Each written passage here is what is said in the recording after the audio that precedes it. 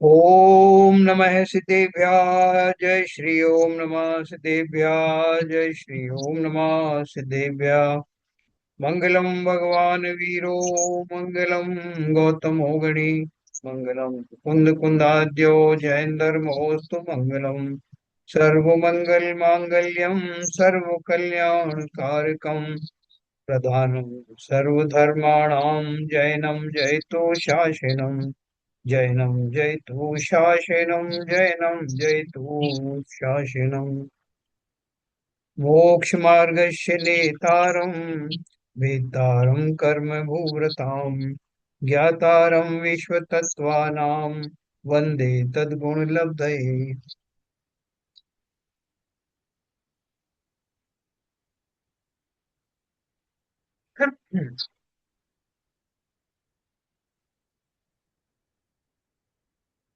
तत्वार सूत्र नाम का ग्रंथ जिसके रचयिता हैं आचार्य उमा स्वामी।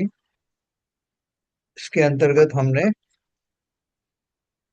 पांच सम्यक दर्शन के सम्यक ज्ञान के जो भेद थे उनमें से मति ज्ञान, श्रुति ज्ञान और अवधि ज्ञान के बारे में जाना। आज हमारा विषय है मन पर्याय ज्ञान। अवधि ज्ञान के बारे में आपने देखा, हमने द्रव्य, क्षेत्र, काल और भाव के हिसाब से हमने उसकी लिमिट, सीमाएं जानी। द्रव्य, क्षेत्र, काल और भाव का अर्थ क्या है? द्रव्य की अपेक्षा से तो वो वस्तु, जिस वस्तु को जाना जा रहा है उसे द्रव्य कहा। तो द्रव्य अपेक्षा से वो वस्तु कौन सी है, कहाँ है, कैसी है, उसके बारे में विस्तार से जानकारी अवधि ज्ञान वाले को होती है। क्षेत्र की अपेक्षा से कितने क्षेत्र तक में स्थित वो वस्तु के बारे में वो जान सकता है, ये क्षेत्र संबंधी हुई। काल मतलब कितने समय पहले और कितने समय बाद तक के परिदृश्यों को, वस्तु की स्थिति एवं आदि को वो जान सकता है। और भाव की अपेक्षा से उस पदार्थ में, उस वस्तु में होने वाली शक्तियां, उसके गुण आदि को, उसके स्वभाव को जानने की क्षमता को भाव अवधि ज्ञान कहते हैं। ऐसे हमने जो है द्रव्य, क्षेत्र, काल और भाव की सीमाओं के साथ में तीन तरह का अवधि ज्ञान पढ़ा, जिसमें देशावधि और परमावधि और सर्वावधि, इस प्रकार के तीन उसकी जो बड़ी बड़ी रेंज थी वो पढ़ी हमने। हमने ये भी जाना कि अवधि ज्ञान या तो भव प्रत्यय होता है या गुण प्रत्यय होता है। भव प्रत्यय किसे कहते हैं? कि जैसे देवनारकी और तीर्थंकरों के गृहस्थ अवस्था तक के जो ज्ञान है उनको भव प्रत्यय कहते हैं। मतलब वो भव में, उन भवों में जाने के कारण बाय डिफॉल्ट उत्पन्न होता है। और वो देशावधि, परमावधि और सर्वावधि में से देशावधि वाली कैटेगरी का अवधि ज्ञान होता है। और जो बाकी के जो लोग हैं, कुछ त्रियंच भी हैं, और कुछ मनुष्य भी हैं जो अपने पूजन पाठ आदि के द्वारा सम्यक दर्शन के बाद पंच चौथे गुण स्थान में, पंचम गुण स्थान में या छठे सातवें गुण स्थान ऑनवर्ड्स, वो उनको जो ज्ञान पुरुषार्थ पूर्वक होता है उसको, जो सभी को नहीं होता, किन्हीं किन्हीं को होता है, वो ज्ञान जो है वो गुण प्रत्यय अवधि ज्ञान होता है। और वो परमावधि और सर्वावधि दोनों प्रकार के हो सकते हैं। इसके बारे में अपन ने जाना था। इसमें अगर किसी को कोई शंका हो तो पूछ सकते हैं, फिर अपन मन पर्याय ज्ञान की तरफ बढ़ते हैं। ये परमावधि के बारे में थोड़ा दोबारा बता दें। ओके।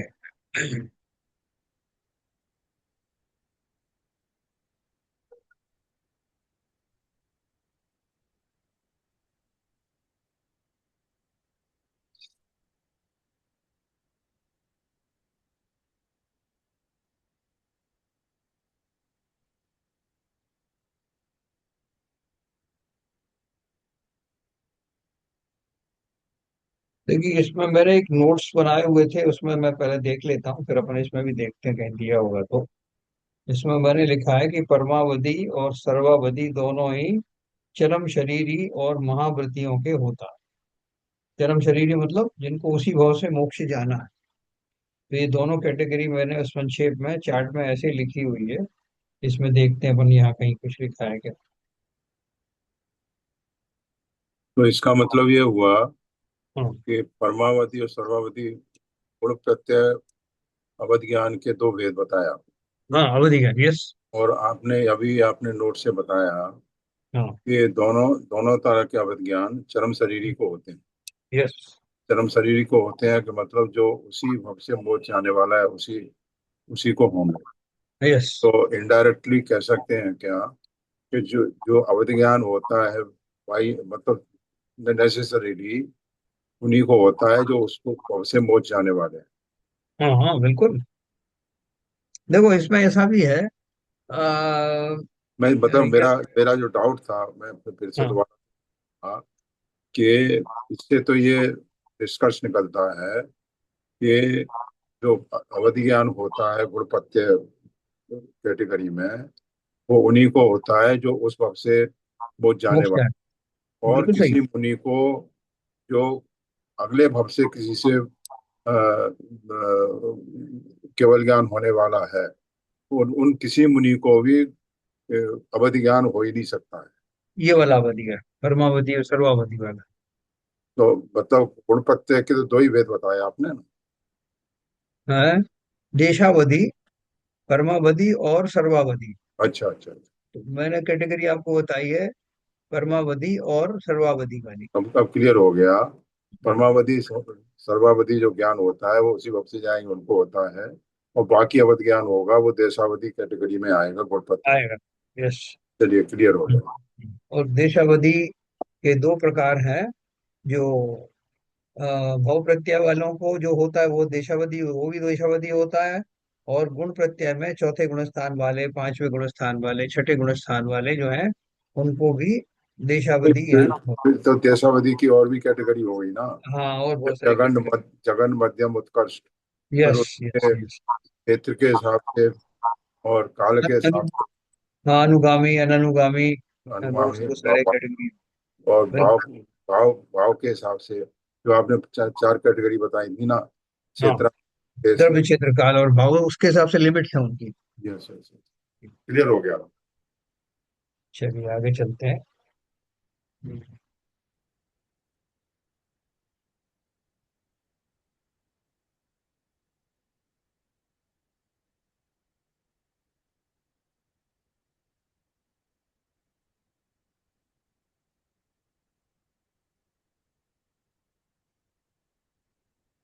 अपन ने एक बात यहाँ पढ़ी थी कि अब जरूरी नहीं कि अवधि ज्ञान से ही आपको ये मालूम पड़े कि आपको सम्यक दर्शन हुआ है या नहीं। सम्यक दर्शन होने के जो दूसरे लक्षण है, जैसे निशंक आदि जो लक्षण है, निष्कांक्षित आदि लक्षण है, उनसे सम्यक दृष्टि को मालूम पड़ जाता है। जैसे उसे कोई शंका नहीं तत्वों के बारे में, बिल्कुल पक्का उसको विश्वास है कि मैं आत्मा हूँ और ये शरीर आदि मैं नहीं हूँ। ये उसको ऐसा कूट कूट के भर जाता है कि उसके व्यवहार में भी वो झलकने लगता है। इसको किसी तरह की कोई तत्व संबंधी शंका नहीं होती और उसको किसी तरह की भव आदि की, भोगों आदि की वांछा नहीं होती। ये दो मेन गुण ऐसे हैं जिनके द्वारा सम्यक दृष्टि जीव ये जान लेते हैं कि उन्हें सम्यक दर्शन प्राप्त हुआ है। इसके लिए अवधि ज्ञान होने की आवश्यकता नहीं है। हालांकि अवधि ज्ञानी जो है वो अपने उस ज्ञान के द्वारा, अपने मोहनी कर्म के परमाणुओं की स्थिति के द्वारा भी ये पता लगा लेते हैं कि उन्हें सम्यक दर्शन है। ये अपन ने कल पढ़ा था ये। तो आगे चलते हैं। मन पर्याय ज्ञान के भेद, है ना। इसमें जो है हमारे पास में अवधि ज्ञान का भी बहुत सारा विस्तार है और मन पर्याय ज्ञान का भी बहुत विस्तार है। ये जो हमारा ये अपना माता जी ने, विज्ञानमती माता जी ने तत्वार सूत्र को दो वॉल्यूम में लिखा है और बहुत विस्तार से लिखा है। तो वो सब हमारे पास यहाँ भी अवेलेबल है, मंदिर जी में भी अवेलेबल है। और कभी अपन को कोई चर्चा करनी, कोई शंका हो तो आप बता देना, उसमें से रेफर करके बता सकते हैं। आगे चलते हैं। मन पर्याय ज्ञान के भेद। हाँ, ऋजु विपुल मति मनः पर्याय है।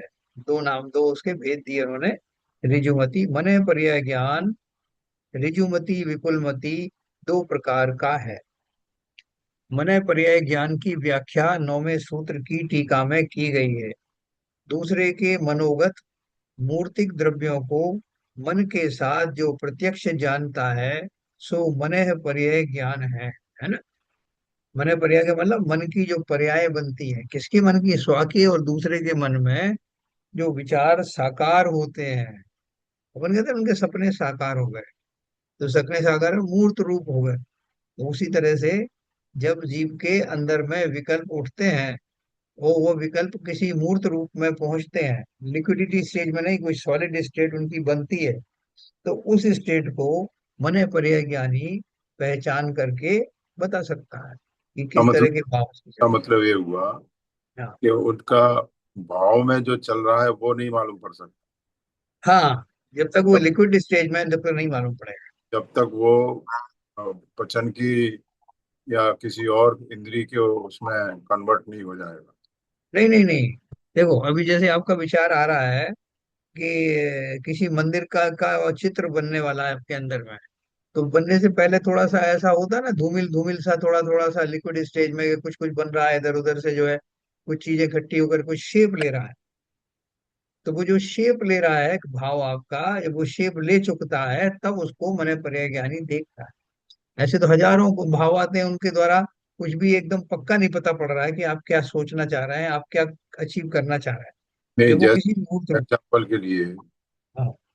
किसी के अंदर द्वेष भाव हुआ हाँ। और किसी के द्वेष भाव में वो दूसरे व्यक्ति के बारे में हाँ। उसी दुर्भावना के विचार प्रकट हो रहे हैं कि मैं हाँ। उसको ये कर दूंगा, मार दूंगा या उसको हत्या कर दूंगा। हाँ। तो उसका जो विचार बन रहे हैं, हाँ। तो जो भाव प्रकट हुए और फिर वो उसका निर्णय हो गया कि मैं ऐसा कर दूंगा। तो हाँ, वो तो यस, उस उस केस में उसका चित्र बनेगा ना, जिसके उसका प्रति उसके द्वेष होता भाव है। है उसका चित्र बनेगा। अच्छा, ठीक। है ना, जिसके प्रति उसके द्वेष भाव हो रहे हैं उसका चित्र उसमें उभर के आएगा। और उसके वो भाव जो उसका बुरा करना चाहते हैं वो किसी रूप में क्लियर कट बन करके आएंगे कि ऐसा भाव बन रहा है, द्वेष भाव बन रहा या मैं किसी का भला करना चाहता हूँ। है। हाँ, भला या बुरा जो भी करना चाहता है, तो उनके उसके भावों को साकार रूप एक मिलता है कि ये व्यक्ति ऐसा चाहता है।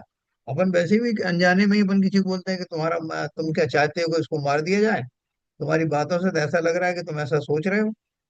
तो अपन विचारों से ही जब इतना स्पष्ट जान सकते हैं, तो सोचो कि मने पड़े ज्ञानी तो उसको एक एक अंग को, एक एक अवयव को जो भी बन करके उभर ही रहा है, अभी पूरी तरह से वो जो है उसको संकल्पित भी नहीं हुआ है मारने के लिए, लेकिन जो उसके अंदर विचारों का समूह एकत्र होकर के कुछ शेप ले रहा है, उस अवस्था में मने पड़े ज्ञान उसको जान सकते इंटर्न ये से हुआ कि मन पर या ज्ञानी को कोई भी जीव क्या कहते हैं मायाचारी नहीं करके कर सकता।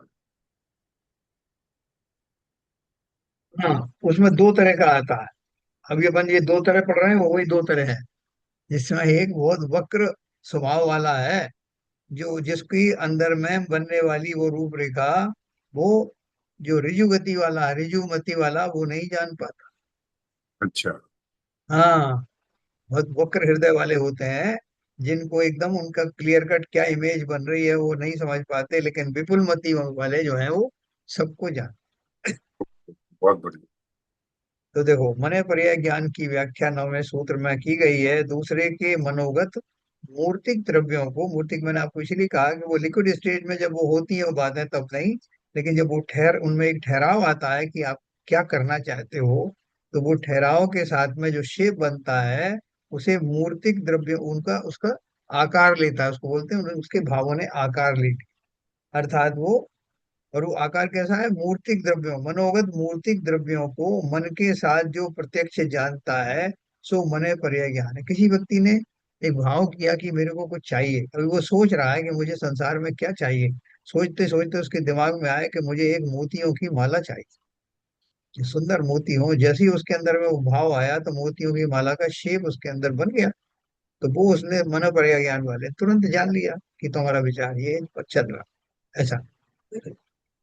मनोगत मूर्तिक द्रव्यों को मन के साथ जो प्रत्यक्ष जानता है, सो मने पर्याय ज्ञान है।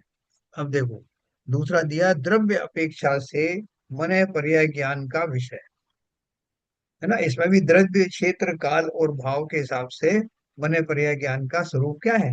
जैसे अपन ने अवधि ज्ञान के बारे में जाना, तो देखो द्रव्य अपेक्षा से क्या है, जगन्य रूप से एक समय में होने वाले औदारिक शरीर के निर्जरा रूप द्रव्य तक जान सकता है।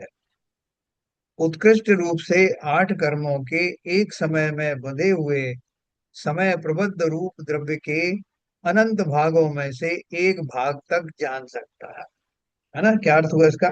जगन रूप से यानी मिनिमम। मिनिमम क्या? एक समय में होने वाले औदारिक शरीर। कौन सा है औदारिक शरीर? ये जो मेरा बाहर का जो शरीर है, स्थूल शरीर है, इसकी हर पल में निर्जरा होती है। निर्जरा होती मतलब कितने ही परमाणु उसमें से निकल जाते हैं और कितने ही परमाणु नए आते हैं। तो ये घटना जो घटती है कि तो लिखा जगन्य रूप से एक समय में होने वाले औदारिक शरीर के निर्जरा रूप द्रव्य, कितना द्रव्य निर्जरित हुआ, कितने परमाणु निकल गए, है ना, उन एक समय में, उनको वो जान सकता है। ठीक है, कि एक समय में कितने परमाणु निकले, तो वो उसको औदारिक शरीर के निर्जर रूप द्रव्य को जान सकता है। एक एक मामूली बात थोड़ी कि हमारे शरीर में से कितने परमाणु एक समय में निकले।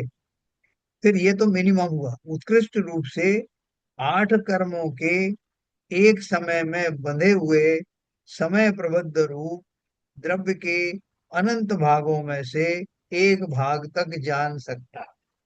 देखो, हमने ये सब जाना है कि प्रत्येक जीव के प्रति समय आठों कर्मों के आठों कर्मों के आठों प्रकृतियों के कर्मों का निरंतर बंद होता है ना। समय प्रबोध मतलब एक समय में आठों कर्मों के कितने सारे प्रदेश बंद होते हैं, ये अपन ने जाना। तो वो जानने वाला ये मने पर्याय ज्ञानी जो है वो आठों कर्म लिखा, उत्कृष्ट रूप से 8 कर्मों के एक समय में बंधे हुए, कि एक अभी पिछले समय में आपके कितने कर्म बंध गए, 8, उसका प्रमाण बता देगा कि 8 कर्मों में से मोहिनी कर्म के कितने बंधे।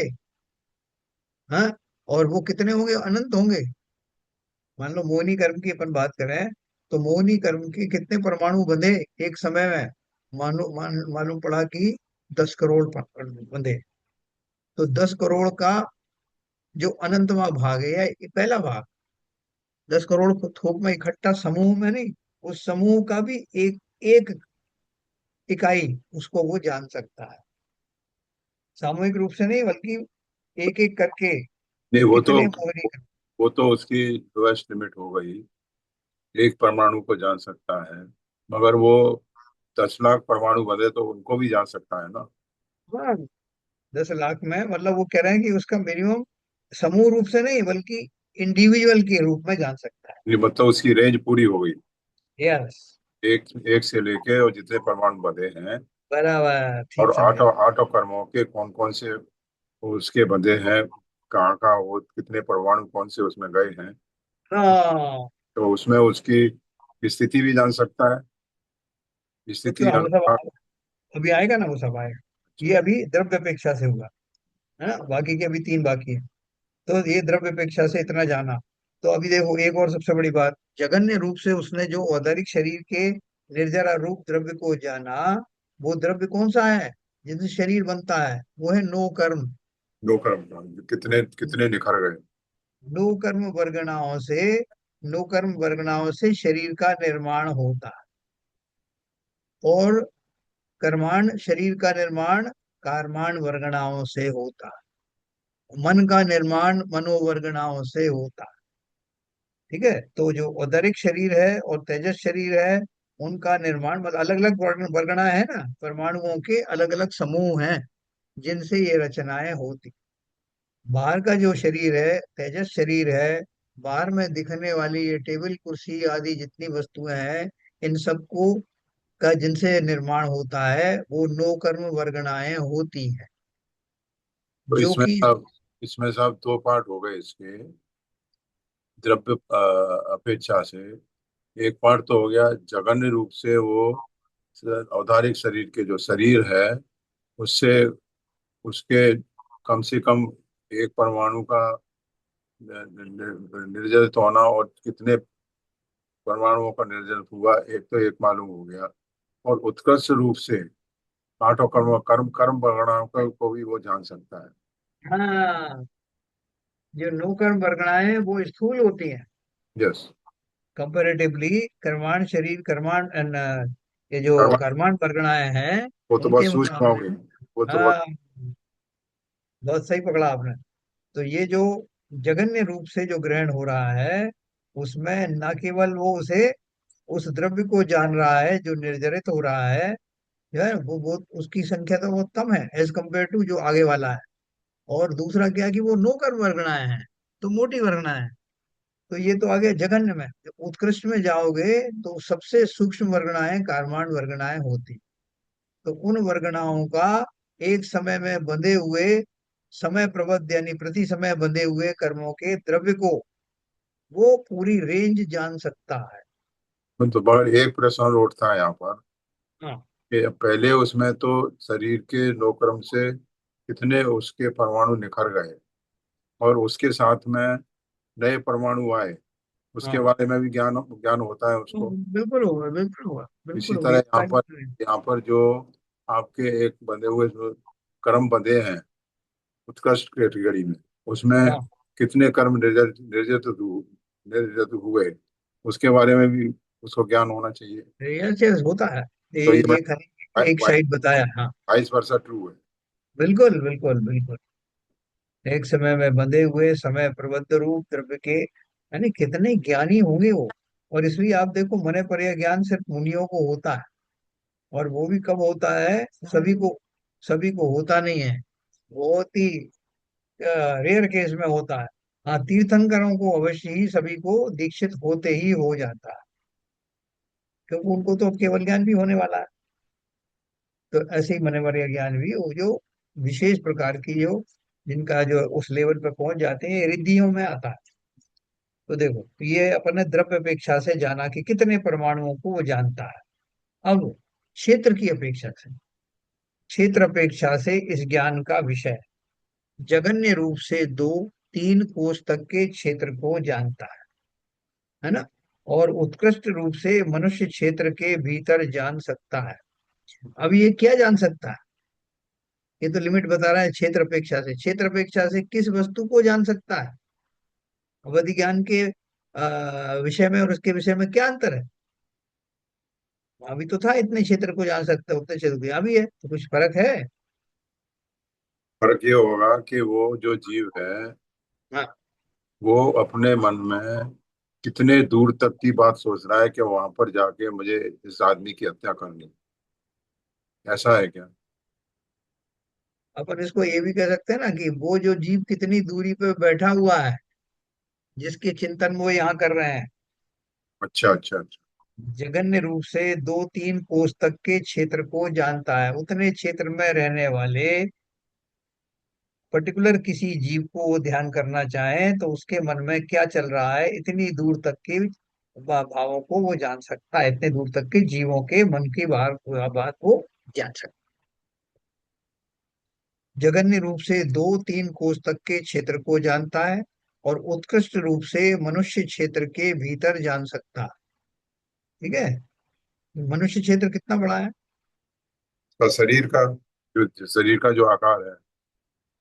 नहीं नहीं, मनुष्य क्षेत्र कितना है? पूरे 3 लोक में मनुष्य कितने एक क्षेत्र में रहते हैं? 2.5 द्वीप में। अच्छा अच्छा अच्छा। ठीक है ना। 2.5 द्वीप कौन कौन से हैं? जम्बू द्वीप,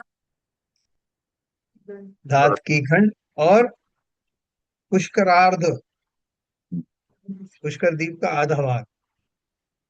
ऐसे 2.5 द्वीप में जो मनुष्य रहते हैं, उनके, अब उतने मनुष्य तो वहीं रहेंगे ना। मनुष्य कहाँ रहेंगे? इतने एरिया में रहेंगे। तो आपने वो लास्ट तक का जान लिया, तो वो उत्कृष्ट वाली स्थिति में आ गया। देखा ना, उत्कृष्ट रूप से मनुष्य क्षेत्र के भीतर तक का जान सकता है। और जघन्य रूप से 2-3 कोस तक के क्षेत्र को जानता है। ठीक है। किसी ने कहा साहब वो फला फला आदमी जो है वो, उनको जरा पता करिए साहब कि वो, उनका उनके क्या विचार बन रहे हैं। तो देखो, अपन ने एक वो कहानी पढ़ी थी ना कि जिसमें एक राजा थे, वो मुनि बन गए थे, और एक पेड़ के नीचे बैठ करके वो तपस्या कर रहे थे। तो अचानक से, हाँ, वो ऐसे भाव में खोए हुए थे कि लोगों को लगा कि इनको तो केवल ज्ञान होने ही वाला। लेकिन जब वो किसी ने केवल ज्ञानी से पूछा कि इनको अभी मोक्ष जाने के भाव जो हो रहे हैं, ऐसा लग रहा है कि ये तुरंत ही मोक्ष चले जाएंगे, तो आप जरा बताइए ना कि वो उनको मोक्ष जाने में इन भावों के द्वारा कितना समय लगेगा।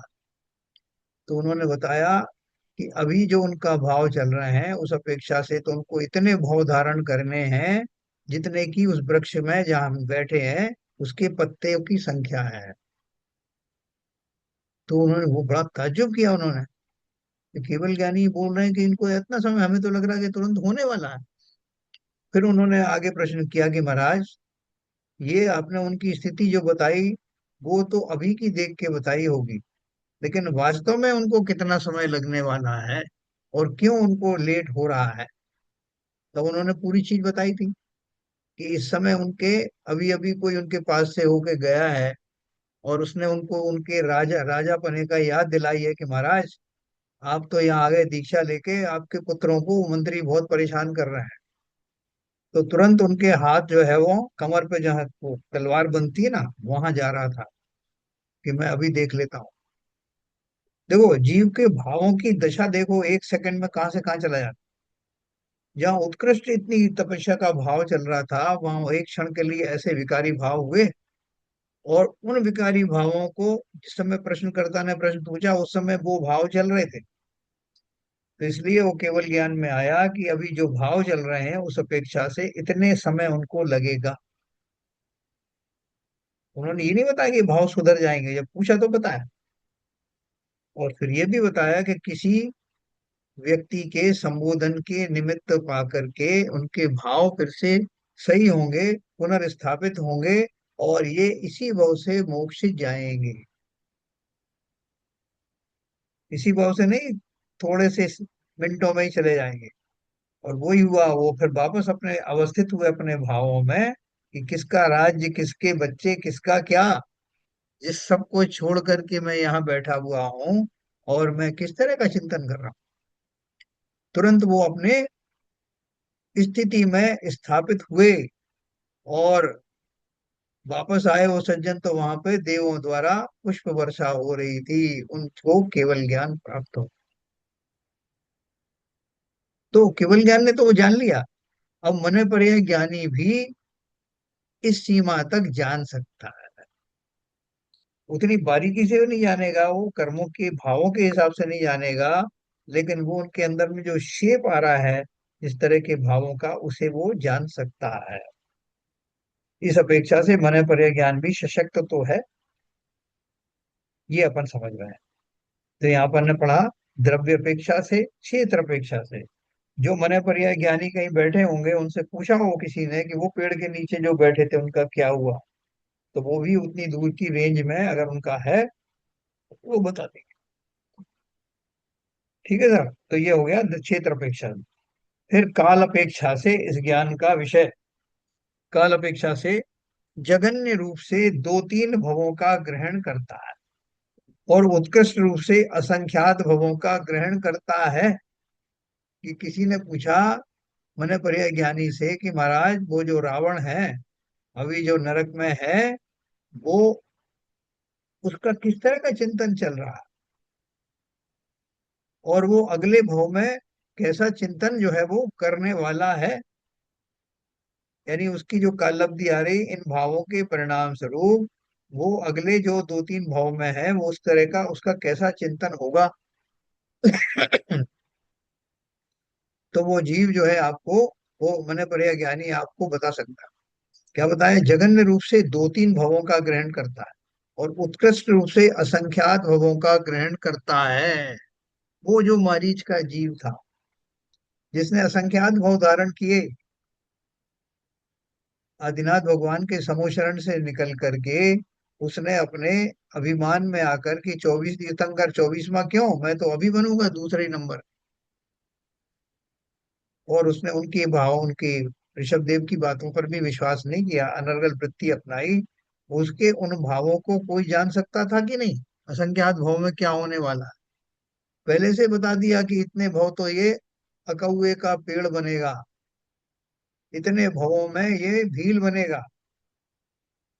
ये तो केवल ज्ञान की सामर्थ्य। और मने परे ज्ञान में भी लगभग वैसा ही, लेकिन वो डायरेक्ट ना जान करके थोड़ा सा इनडायरेक्ट रूप से जान। क्योंकि केवल ज्ञान सर्व प्रत्यक्ष ज्ञान है और मन पर ज्ञान आदि जो है उतने प्रत्यक्ष नहीं है। उसमें थोड़ा सा अनुमान आदि है, उसमें मैथमेटिक्स लगा के वो बताते हैं। ठीक है सर, तो ये हो गया काल अपेक्षा से। जगन्य रूप से दो तीन भवों का ग्रहण करता है, उत्कृष्ट रूप से असंख्यात भवों का ग्रहण करता है। देखो कितने कितने ज्ञानी है।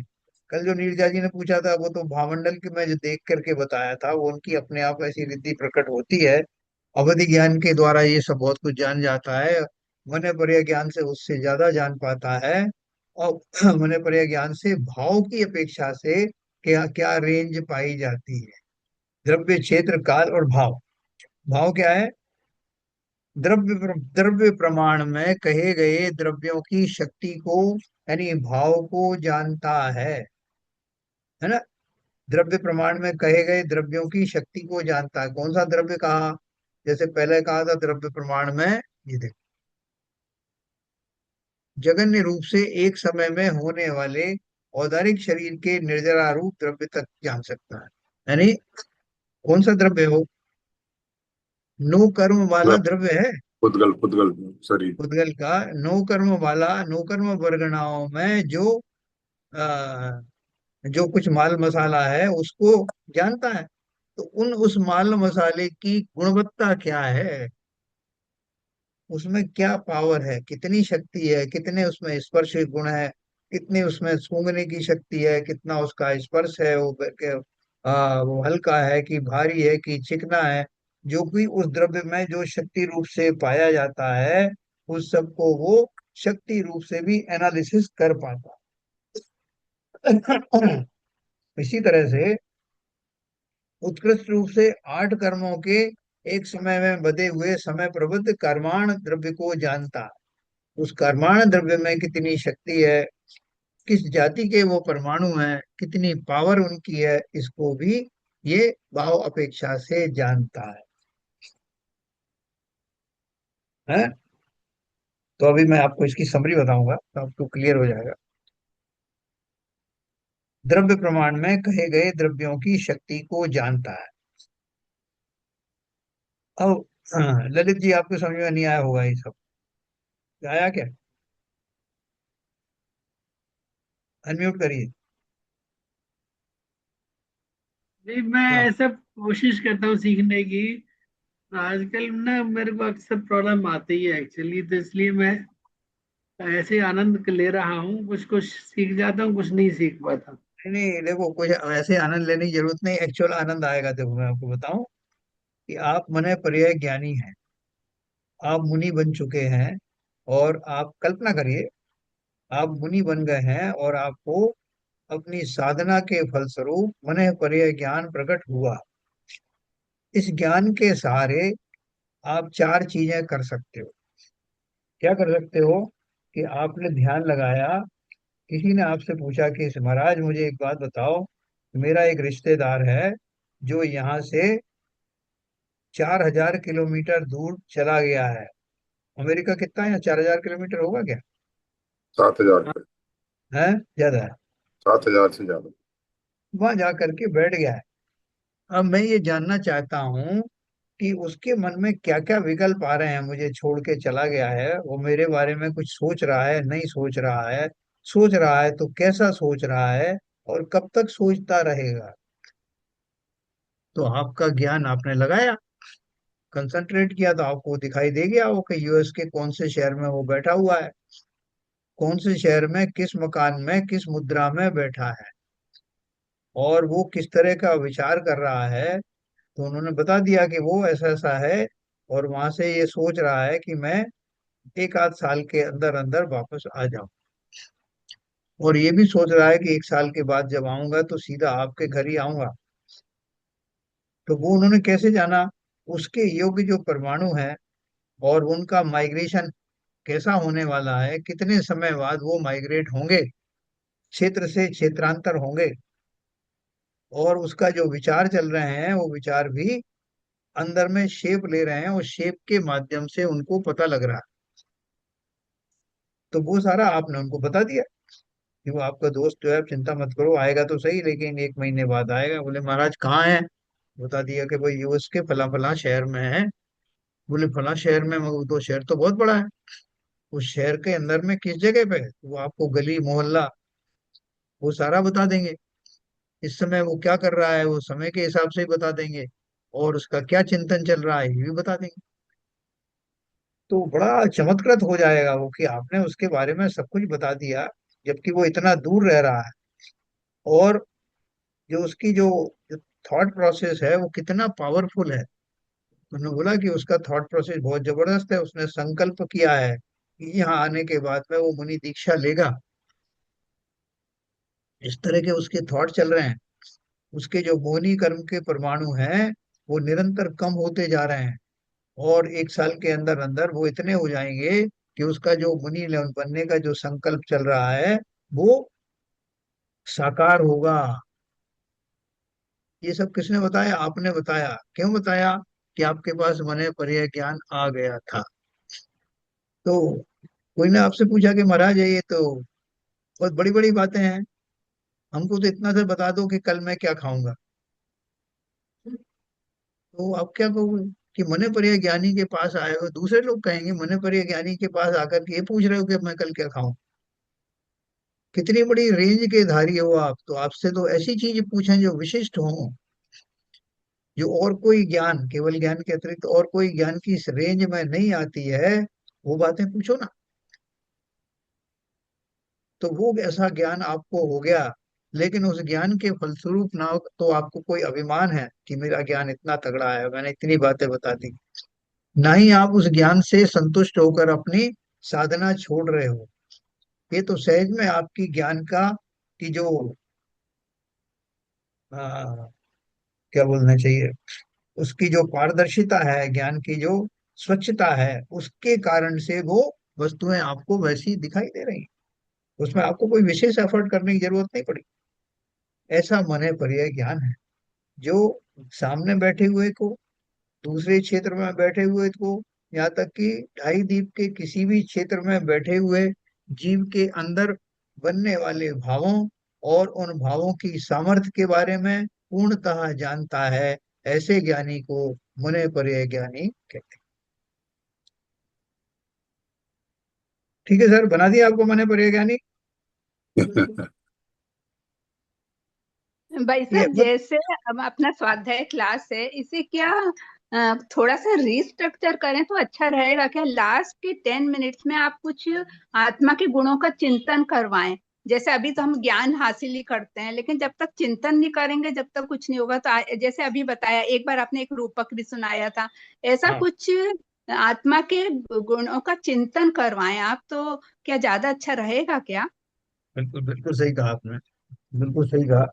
अपन ये नहीं, कब बहुत क्रिया अच्छा कब अच्छा है साहब, ये जो बताया इन्होंने बहुत अच्छा है। करें? तो एक काम करो ना बहन जी, क्या नाम नीरजा जी, अभी आप तो जो है प्रेक्षा ध्यान आदि करती भी हो, कराती भी हो, जी और ये विषय की क्लैरिटी आपको अभी आ जाएगी। अपन पूरा ये टॉपिक जैसे ही खत्म होगा, जी मन पर ज्ञान और केवल ज्ञान, तो आपको एक क्लैरिटी आ जाएगी कि जीव की क्या सामर्थ्य है, कितनी दूर तक का किस किस प्रकार का चिंतन करने में वो समर्थ है। वो जी सारी समर्थ, और इसका उपयोगिता वास्तव में दूसरों के बारे में जानने का, ये परमाणुओं को जानने तक सीमित नहीं है। वो तो इसकी जी बहुत छोटी मोटी उपलब्धियां हैं। जी अपन तो यहाँ ज्ञान के सामर्थ्य के लिए, कितना सामर्थ्य है वो जानने के लिए अपन इस बात को पढ़ रहे हैं। जी तो जिन जीवों को केवल ज्ञान होने वाला है या हो चुका है, उनकी कितनी सामर्थ्य होगी, उसके द्वारा वो किस तरह से सुख का अनुभव करते हैं, केवल ज्ञान का स्वरूप कितना व्यापक है, और उसकी प्रैक्टिस करने के लिए अभी मैं किस तरह का चिंतन कर सकता हूँ, ये सब बातें आप अपने प्रेक्षा ध्यान और इसको मिला करके करा सकती हैं। तो उसके लिए आप ऐसा अगर करें, जैसे मुझे पॉइंट्स दे दें, फिर मैं उनको अपने हिसाब से करवा लूं कि इन वाले पॉइंट्स को आप कवर कर लो। हाँ, आज ऐसा, आज ऐसा, ऐसे करके मुझे डे वाइज दे देंगे, तो मुझे हाँ, और भी अच्छा हो जाएगा कि आपके अकॉर्डिंग भी हो जाएगा, और मैं उसे एक्सप्लेन अपने ध्यान के हिसाब से भी बता दूंगी। हाँ, हाँ।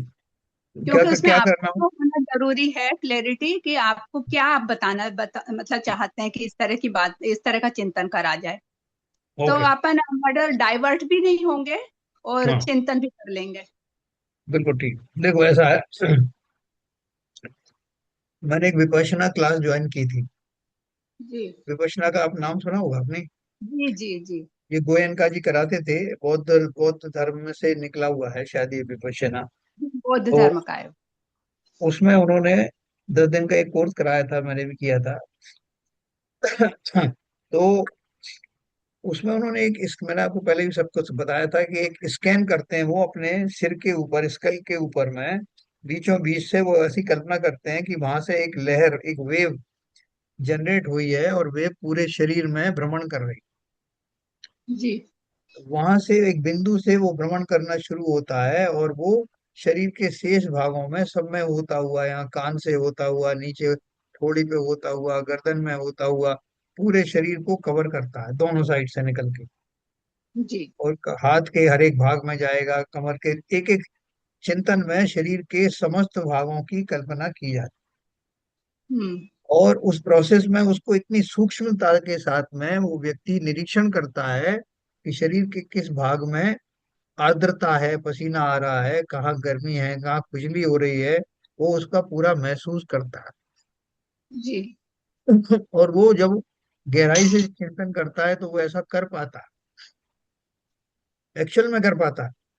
कि कहीं जी पसीना आ रहा है तो वो जब देखेगा तो नॉर्मल कोर्स में उसे नहीं पता लग रहा, लेकिन जब वो उसमें अपने उपयोग को सूक्ष्म करके देखता है तो वो दिखाई देता है उसको। जी। तो वो उन्होंने 10 दिन के अंदर में इतना परिपक्व कर दिया था कि प्रारंभ में तो सांसों के वो जो आना जाने पर ध्यान रखते हुए फिर इतना कर दिया था कि बैठते ही अपना स्कैनिंग शुरू हो जाता। लेकिन बाद में ये सब होने के बाद में थोड़ी इतनी शांति भी मिलती है, सब कुछ है, वो सात्विक भोजन आदि भी कराते थे। मैंने उन गुरुजी से पूछा एक बार कि इस साधना का आत्मिक फल क्या है। ये तो सब मैंने शरीर को स्कैन करके देख लिया, तो इससे मुझे क्या लाभ मिला। शरीर में कहाँ आर्द्रता है, कहाँ क्या है, इतना जरूर है कि मेरा उपयोग सूक्ष्म हो गया, मैं बारीकी से अपने शरीर का निरीक्षण कर सकता हूँ। तो मैंने उनसे पूछा तो वो बोले कि तुम ही बताओ इसका क्या फायदा हो सकता है। तो मैंने अपनी कल्पना से उनको बताया कि जिस शरीर में मैं अपने, क्योंकि ज्ञान तो मेरे पास है ना, शरीर के पास तो ज्ञान है नहीं।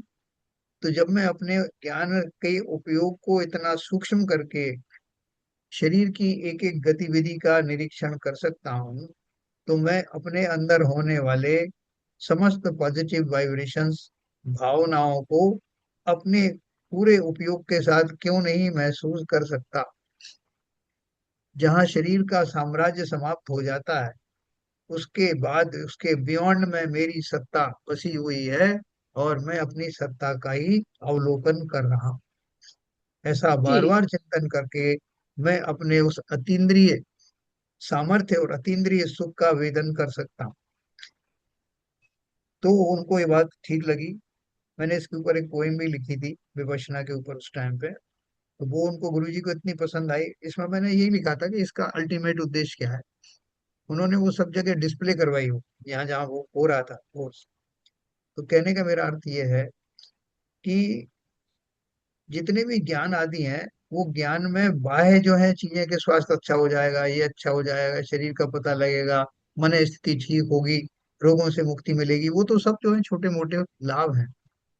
वास्तविक लाभ इस ज्ञान के क्या है, वो आप परीक्षा दान में भी आप बताते हैं कि मैं स्वयं को ही जानना चाहता हूँ, स्वयं की शक्ति को ही पहचानना चाहता हूँ, स्वयं ही इतना समर्थ हूँ कि अपनी सारी शक्तियों को अपने एकाकी उपयोग के द्वारा जान सकता हूँ। वही है, उन स्वयं के द्वारा स्वयं को देखना। 47 शक्तियां जो है आत्मा की, जो विशेष रूप से बताई गई हैं, मैंने पहले भी बताया था आपको, समय सार में दिया है। जी जी हाँ। तो ये टॉपिक जब समाप्त होगा तब अपन जो है इसको, इनका जो हमारा उद्देश्य क्या है, ये मन पर्याय आदि जो 5 सम्यक ज्ञान के भेद हैं, ये मेरे ही भेद हैं। मेरे ही जी भेद अर्थात मेरे ही ज्ञान के अलग अलग स्टेजेस के भेद हैं। जी क्योंकि चाहे वो मने परे ज्ञानी हो, चाहे केवल ज्ञानी हो, चाहे मति शुद्ध ज्ञानी हो, वो सब अपने उस स्वाभाविक ज्ञान गुण के कारण ही उन स्थितियों में से निकलता है। जी इसलिए ये मैं जान करके अपनी स्वयं की शक्ति से ही परिचित हो रहा हूँ कि कैसा हूं मैं। जी आप देखोगे मति शुद्ध ज्ञान हमको अभी है, हम अभी काफी अंदाज लगा लेते हैं अपने बारे में, अपने वर्तमान स्वभाव के बारे में, वर्तमान कमजोरियों के बारे में। मेरी जो ड्यूअल ट्वेल्व पर्सनैलिटी होती है, कभी मैं बहुत शांत हुआ वाला हो जाता हूँ, कभी बहुत उग्र हो जाता हूँ, कभी किसी से बदले रहने का सोचता हूँ, कभी किसी ने मेरा दिल दुखाया उसको सोच सोच कर दुखी हो जाता हूँ, कभी क्षमा का भाव करता हूँ। कैसी मल्टी पर्सनैलिटीज है मेरी। जी और उन सबको मैं विधिवत जान सकता हूँ। ये तो मति श्रुत ज्ञान की ही शक्ति है। जी से ऊपर अवधि ज्ञान माने पर्याय ज्ञान में जो कुछ घटित होता है, वो मेरी उत्तरोत्तर बढ़ती हुई शक्ति का परिचायक है। जी और जब केवल ज्ञान का स्वरूप जानता हूँ, तो स्वरूप मात्र से ही गदगद हो जाता हूँ कि कैसा हूं मैं। इस कैवल्य के द्वारा न केवल संपूर्ण विश्व मेरे अंदर में जगमगाते हैं, झिलमिलाते हैं, चमकते हैं, बल्कि उन सब की परवाह ना करते हुए मैं स्वयं में मग्न हो जाता हूँ, तन्मय हो जाता हूँ। ऐसा वो केवल ज्ञान मेरा स्वभाव है। बिल्कुल सही। ऐसी पर्याय मेरे अंदर प्रकट होगी, ये मेरा स्वभाव है। और जब वो प्रकट होगी तब मुझे क्या करना है कि मेरे इस ज्ञान में, मेरी इस ज्ञान की स्वच्छता में कौन कौन झलक रहा है, क्या करना है मुझे उससे। इसलिए स्वपर प्रकाशक आत्मा स्व को ही निश्चय से जानता है, पर को तो व्यवहार से ही जानता। बिल्कुल सही। ये सब मैं आपको समराइज करूंगा। ये पूरा केवल ठीक ज्ञान है। का विषय निकल जाएगा, उसको जी समराइज करूंगा। ना केवल यहाँ समराइज करूंगा, बल्कि हर चैप्टर के बाद में उसका वास्तविक उद्देश्य क्या है ये भी आपको बताऊं। यही चिंतन में लाना है भाई साहब, जो आप कह रहे हैं ना कि जो आप समराइज करेंगे, इन्हीं जी पॉइंट्स के ऊपर चिंतन करेंगे। बिल्कुल बिल्कुल बिल्कुल। जिससे कि मैं इसलिए आपको चाहती हूँ कि हमारा प्रेक्षक ध्यान और ये इसमें मतलब हाँ, ऐसा ना हो जाए कि कुछ थोड़ा सा डाइवर्शन हो जाए। नहीं नहीं बिल्कुल क्योंकि नहीं होगा। सबकी शैली अलग होती है। बात सब जी हाँ, जगह एक ही है भेद विज्ञान की, लेकिन शैली सब जगह अलग होती है। तो हम जहाँ स्वाध्याय कर रहे हैं तो इसमें आपका ही चिंतन हो, वो हम करवा दें करवाने के लिए, तो बिल्कुल वो देखो, ज्यादा ये अच्छा लगेगा। चिंतन तो जो है ये तो केवल ज्ञानी का दिया हुआ चिंतन है ना। जी वो इस जी यहाँ रिफ्लेक्ट हो रहा है, ये हमारा आपका चिंतन नहीं है। जी तो जी। इसको अपने पास में जो भी टूल है, उस टूल को उस योग्य बना दें कि ये चीज उसके अंदर समाहित हो जाए, आप ये चाहती हैं बस बस वही, ना। इसीलिए वो अपन चिंतन करना है। बिल्कुल ऐसे ही करेंगे अपन कि वो बिल्कुल आपके परीक्षा ध्यान में भी फिट हो जाए। जी ठीक है। देखो, अपन जो सब ये पढ़ रहे हैं मोक्ष शास्त्र का नाम है, तो इसका उद्देश्य कोई हमारा जो है सांसारिक मनोरंजन करना नहीं। इसलिए हर ग्रंथ को पढ़ते समय हमारे सामने उद्देश्य ये होना चाहिए कि ये मेरे हित के रूप में कैसे परिणमित हो, आत्मा का हित किससे होता है, उस रूप इस ज्ञान को कैसे परिणमित किया जाए, कैसे कनेक्ट किया जाए। अभी जैसे आपको 7 नरकों का वर्णन आएगा या 16 स्वर्ग के वर्णन आएगा, तो उससे मेरा क्या भला होने वाला।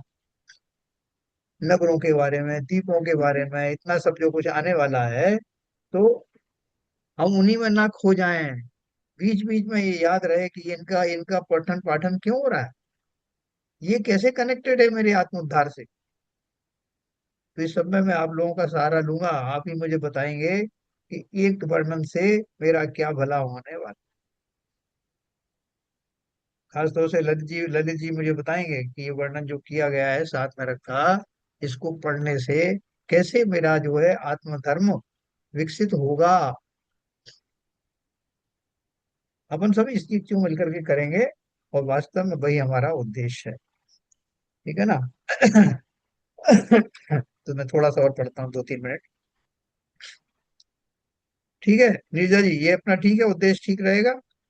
जी जी भावापेक्षा से इस ज्ञान का विषय। द्रव्य प्रमाण में कहे गए द्रव्यों की शक्ति को वो जानता है कि वो जो परमाणु हैं जो शरीर से निकल करके चले गए, निर्जरित हो रहे हैं, वो कितने पावरफुल थे। उनमें, उन शरीरों में, जैसे मेरे अंदर में वो परमाणु हैं जिनसे कि, जिनमें चिकनाहट है, जिनसे मेरे प्रोटीन्स आदि भी का निर्माण होता है, जिनसे कुछ विटामिन वगैरह आते हैं। तो उनमें कितनी शक्ति है। अपन कोई दवाई लेके आते हैं, साहब ये दवाई खाइए, आपका प्रोटीन जो बढ़ जाएगा, आपके प्लेटलेट बढ़ जाएंगे, आपके फलाने बढ़ जाएगी। तो ये उनकी शक्ति है ना, उन परमाणुओं की। उन सारी शक्तियों को ये जानता है भाव अपेक्षा से, मने पर्याय ज्ञान। द्रव्य प्रमाण में कहे गए द्रव्यों की शक्ति को जानता है, न केवल उन परमाणुओं को बल्कि उन भावों में होने वाले विचारों की शक्ति को जानता है। कि उसने एक विचार किया कि मैं झांसी का राज्य करूंगी।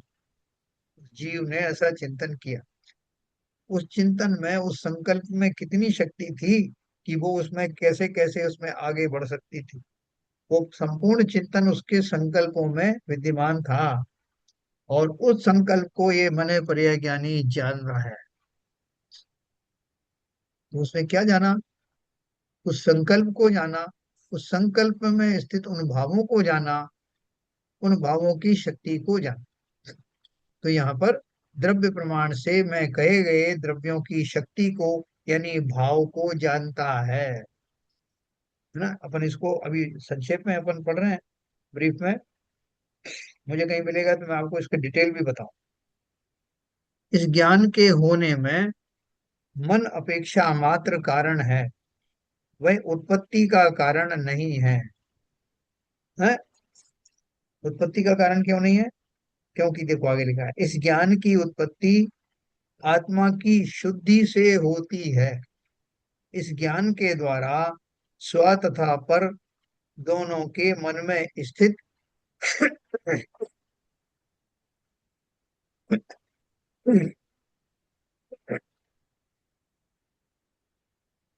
ज्ञान की उत्पत्ति, ज्ञान के द्वारा स्व तथा पर दोनों के मन में स्थित रूपी पदार्थ जाने जा सकते हैं। है ना? जो पदार्थ, जो मेरे भाव बन रहे हैं, वो कुछ शेप लेंगे ना, उनका कुछ आकार प्रकार बनेगा। तो उन आकार प्रकार के कारण से वो ज्ञान उसको जान पाता है। दूसरे के मन में स्थित पदार्थ को भी मन कहते हैं, उनकी पर्यायों को मनः पर्याय कहते हैं। उसे जो ज्ञान जानता है सो मनः पर्याय ज्ञान है। मनः पर्याय ज्ञान के ऋजुमति और विपुलमति ऐसे दो भेद। उन्होंने फिर क्या क्लियर किया कि पर्याय किसे कहते हैं? अवस्थाओं को पर्याय कहते हैं। तो मन की वो स्थिति, मेरे मन की वो स्थिति जिसके द्वारा मैं दूसरे के मन की स्थिति जान सकता हूं, तो मेरे ज्ञान की पर्याय और उसके चिंतन की पर्याय, दोनों को एक दूसरे से जब मैच करती हैं, तो मन एक पर्याय ज्ञानी का जो विषय वस्तु है वो सामने आती है। ठीक है ना? तो ये इन्होंने बोला, और देखो वास्तव में क्या है, ये तो अपने टाइटल दिए हैं कि कौन सा ज्ञान, लेकिन मन एक ऐसा, सॉरी, आत्मा है, उसके अंदर में ही सारा ज्ञान समाहित है। जैसे कोई समुद्र में ऐसे पानी भर के लाया, और पानी को जो प्रोसेस किया उसने, आजकल वो प्लांट आने लगे ना, समुद्र के खारे पानी को प्रोसेस कर सकते हैं। उसने वो समुद्र में से पानी लाया, उसको उसमें प्यूरिफाई किया, और एक ग्लास में रख दिया, थोड़ा सा घड़े में भर दिया, कुछ फ्रिज की बोतल में रख दिया। तो वो सब है क्या? है तो सब उस समुद्र का पानी ही, उसके अलग अलग प्रोसेसिंग है, लेकिन बेसिकली तो वो H2O है। ठीक उसी प्रकार से जितना भी ज्ञान है मेरी आत्मा का ही ज्ञान है, क्योंकि आत्मा ही ज्ञानी है।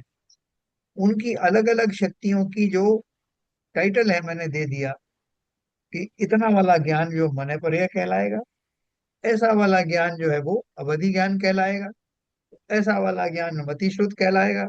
लेकिन है तो वो सब संपूर्ण ज्ञान के ही भेद हैं। और वो एब्सोल्यूट टर्म में ज्ञान का आधारी आत्मा ही है। तो मैंने उसको थोड़ा थोड़ा टाइटल दे दिया कि यहाँ रखो तो ये ज्ञान है, उतना उसमें उजागर हो तो ये ज्ञान है, और संपूर्ण उजागर हो तो उसका नाम केवल ज्ञान, है ना। वहां तो कोई भेद भी नहीं पड़ता कि उत्कृष्ट रूप से कितना जानता है और जघन्य रूप से कितना जानता है।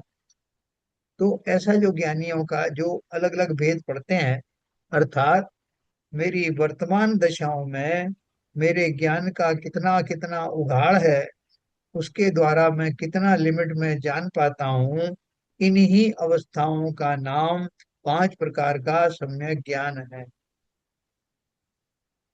मैं अपनी बात कह पाया? डिवीजन साहब क्लियर है? हाँ ठीक है सर। अब कल मैं आपको बताऊंगा ये 2 तरह के जो ऋजुमति और विपुलमति जो मने पर्याय ज्ञान है। उनमें से ऋजु माने होता है सरल, जो सरल हृदय वालों की सरलता सहित उनको जान पाता है, वो ऋजुमति मने पर्याय ज्ञान है ना। और जो विपुलमति है वो वक्र रूप से चिंतन करने वालों को भी जानता। कल अपन इसके बारे में पढ़ेंगे। जैसा पढ़ने के बाद में मैं इसको बाकायदे कनेक्ट करूंगा कि ये हम क्यों पढ़ रहे हैं, जैसा अपन रोज करते हैं। चलिए। समय हो गया। संजय प्रकाश।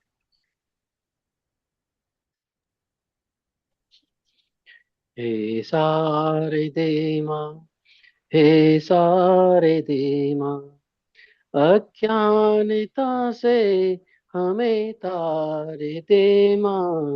हे सारे देमा, मुनियों ने समझी, गुणियों ने जानी, शास्त्रों की भाषा, आगम की वाणी। हम भी तो जाने, हम भी तो समझे, विद्या का फल तो हमें माँ तू देना। हे सारे दे माँ, हे सारे दे माँ, तू ज्ञान दाई हमें ज्ञान दे दे, रत्नत्रयों का हमें दान दे दे, मन से हमारे मिटा दे अंधेरा, हमको उजालों का सिवे द्वार दे माँ। हे सारे दे माँ, हे सारे दे माँ, तू मोक्षदाई, ये संगीत तुझ पे, हर शब्द तेरा है, हर भाव तुझ में। हम है अकेले, हम है अधूरे, तेरी शरण माँ हमें तारे देना। हे सारे दे माँ, हे सारे दे माँ, अज्ञानता से हमें तारे दे माँ। जिनवाणी माता की जय।